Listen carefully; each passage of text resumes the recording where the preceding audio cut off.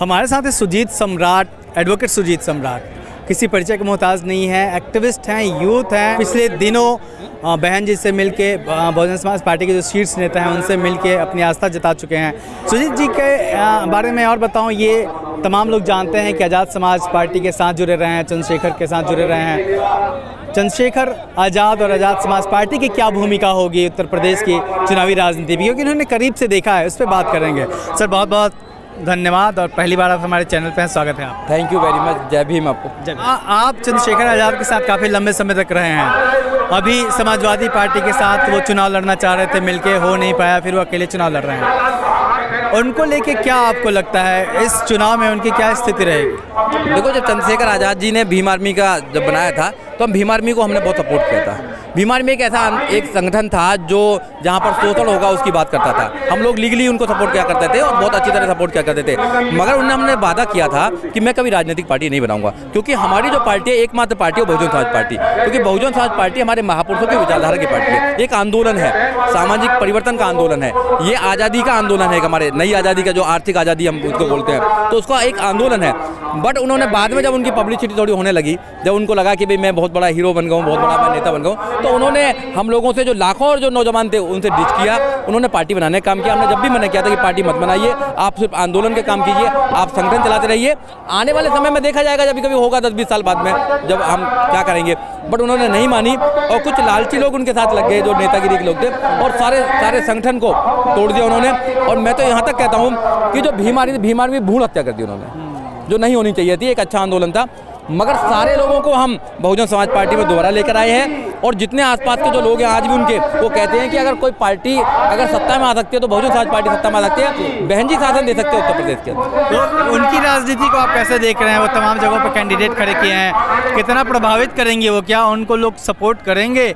जैसे उन्होंने कहा है कि हमें सिर्फ SC/ST के वोट चाहिए, बहुजनों को वोट चाहिए, इस तरीके से वो अपनी, क्योंकि उनके पास कोई और चारा नहीं है लोगों को जोड़ने का, तो क्या वो कुछ सीटों पे या फिर कुछ जहाँ लड़ रहे हैं वहाँ कुछ वोटों को काटेंगे? देखो, आप जानते हैं अच्छी तरह, आप क्योंकि राजनीति का विश्लेषण करते रहते हैं, क्या डेमोक्रेसी में ये बात शोभा देती है कि हमें SC/ST की वोट चाहिए? क्या ऐसा जीत सकते हैं क्या? नहीं, एक भी उनको वोट नहीं जाने वाली है। सब लोगों ने मन बना लिया है, खासकर दलित समाज ने मन बना लिया है कि अगर कोई सरकार में पार्टी आ सकती है तो बहुजन समाज पार्टी आ सकती है। अगर हमारे संविधान को कोई सुरक्षित कर सकते हो तो बहन कुमारी मायावती और बहुजन समाज पार्टी कर सकती है। इसलिए जो लोग गुमराह हो रहे हैं, मैं तो आपके चैनल के माध्यम से उनसे कहना चाहता हूं कि भाइयों गुमराह मत हो। ये समय है, समय निकल जाएगा तो फिर 5 साल फिर संघर्ष करना पड़ेगा। आप एक एक वोट को बहुजन समाज पार्टी के खाते में डालें, हाथी के चुनाव चिन्ह पर लगाएं और अपने जो प्रत्याशी हैं जहाँ भी जो खड़ा है उसको जिताएं। हमारा प्रत्याशी हाथी होता है, हमारी नेता बहन कुमारी मायावती है, तो हम हाथी को देखते हैं। एक नेता एक निशान, एक नेता एक निशान, जब भी चलेगा काम, नहीं तो काम चलने वाला नहीं है। माननीय काशीराम साहब ने जो मेहनत की है, पूरा जीवन लगा दिया, बहन जी ने पूरा जीवन लगा दिया, महापुरुषों ने कुर्बानी दी, अपने बच्चों की कुर्बानी दी है। तो हम जैसे लोगों को तो कोट पैंट टाई में आज जो आ रहे हैं हम लोग, उनकी मेहरबानी है वो। हमें तो शुक्रिया अदा करना चाहिए कि बाबा साहब डॉक्टर अम्बेडकर, अगर तुम मेहनत नहीं करते तो हम पानी भी नहीं पी पाते। आज पीते हैं तो उनकी वजह से पीते हैं। तो फिलहाल अभी आप किस तौर पे सक्रिय हैं राजनीति में? आप क्या देख रहे हैं? BSP के अंदर किसी पद पे हैं या फिर उन्हें क्या है आपका? देखो, बहन जी का आशीर्वाद मिला, बहन जी ने कहा था कि नौजवानों को जोड़ने का काम करें, तो हम निकल गए। हम तो कार्यकर्ता हैं और कार्यकर्ता की तरह रहना चाहते हैं। तो कार्यकर्ता में हम ताकत देना चाहते हैं, क्योंकि सबसे ज़्यादा मेहनत कार्यकर्ता करता है। तो कार्यकर्ता की आज तक जो अनदेखी होती गई है, मेरी लड़ाई यही है कि कार्यकर्ता की अनदेखी नहीं होनी चाहिए। कार्यकर्ता ही नेता है, बाकी तो नेता हमारी बहन कुमारी मायावती है, सब कार्यकर्ता हैं। तो कार्यकर्ता स्ट्रांग होना चाहिए। जिस पार्टी का कार्यकर्ता स्ट्रांग होता है वो पार्टी स्ट्रांग होती है, और जिस कार्यकर्ता को अनदेखी जाती है वो पार्टी कभी स्ट्रांग नहीं होती है। तो बहन कुमारी मायावती नौजवानों को जोड़ने का काम करें, हम लगातार नौजवानों को जोड़ने का काम कर रहे हैं और लाखों की संख्या में हमने लोगों को मोटिवेट करने का काम किया कि बहन जी, और एक बड़ा मिथ्या थी कि बहन जी किसी से मिलती नहीं है, बहन जी तो ये करती हैं वो करती हैं, मगर ये बहन कुमारी मायावती जब हम मिले तो हमने लोगों को बताने का काम किया कि बहन जी मिलती हैं, अपने लोगों से प्यार करती है, मगर जो चैनल है वो सही चैनल नहीं बन पा रहा है, लोग मिलाते नहीं है अपने स्वार्थ के लिए। मगर हमने वादा किया है, अभी चुनाव चल रहा है, कोविड भी चल रहा है, अभी बहन जी से नहीं मिला करते, हम लाखों नौजवानों को बहन जी से मिलाने का काम करेंगे, जो बहन जी से मिलकर मोटिवेट होते हैं। जब बहन जी से कोई इंसान मिलता है तो वो तैयार हो जाता है। आखिरी सवाल है,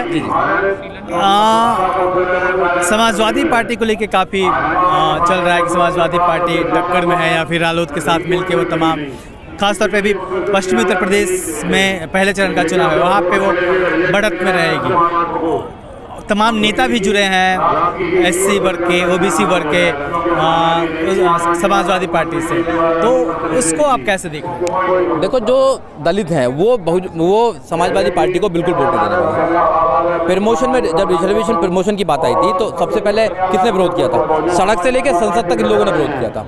हमारे जितने भी बहन कुमारी मायावती के शासन में जिनको प्रमोट किया गया था उनको डिमोशन करने का काम किया गया था। दलितों को सबसे ज़्यादा नुकसान समाजवादी पार्टी ने किया है। महिलाओं की बात की जाए तो वही मुलायम सिंह यादव हैं जो रेप की घटना पर कहते हैं कि अगर बच्चा कोई रेप कर दे तो उनको फांसी देंगे क्या? तो पूरे जो 50% महिला हैं जनसंख्या की, उनका सम्मान जो होता है वो बहुजन समाज पार्टी में होता है, ना कि आप सपा पार्टी में होता है। अब मुसलमान की बात कीजिए, मुसलमान क्यों वोट देगा? मुसलमानों की वोट चाहिए, उनको अधिकार नहीं चाहिए। मुसलमानों को अधिकार नहीं दे सकते वो, ना वो पार्टिसिपेट करेंगे। सिर्फ बहुजन समाज पार्टी है जो मुसलमानों को सम्मान भी देती है, उनको टिकट में भी सम्मान देती है, हर चीज़ में सम्मान देती है। अब देखा, सबसे ज़्यादा दंगे किसके सरकार में होते हैं? सबसे ज़्यादा दंगे मुजफ्फरनगर किसकी सरकार में हुआ? अकलाक किसकी सरकार में हुआ? तो ये मुसलमानों को डराकर वोट लेना चाहते हैं। बीजेपी के खिलाफ क्या जाएगा? देखो, बीजेपी के तो सब लोग खिलाफ हैं आज की डेट में। जैसे नौजवानों पर डंडा बरसाने का काम किया आपने देखा, किसानों के साथ उन्होंने क्या किया, दलितों के साथ में क्या किया। 2 अप्रैल को देखा, हमारे बच्चों के सीने पर गोली मारी उन लोगों ने। महिलाओं के साथ में आज क्या कर रहे हैं? सुरक्षित नहीं है महिलाएं। आज आप नौकरी मांग रहे जाएं, डंडा मिलेंगे आपको। और योगी जी तो कहते भी हैं रोको ठोको, हमारे तो रोको ठोको की सरकार है। यह कानून है, बाबा साहब डॉक्टर अम्बेडकर का इतना सुंदर संविधान है। आप संविधान के माध्यम से, कानून के माध्यम से सरकार को चला सकते हैं। डेमोक्रेसी है, रोक कर ठोक नहीं सकते हैं आप।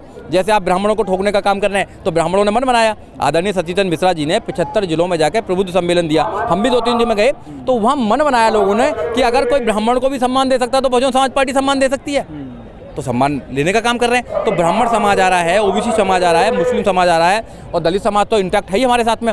तो इसलिए हम इस आधार पर कह सकते हैं कि बहन कुमारी मायावती 2022 में पूर्ण बहुमत की सरकार बनाने में कामयाब है। जी, बहुत बहुत शुक्रिया।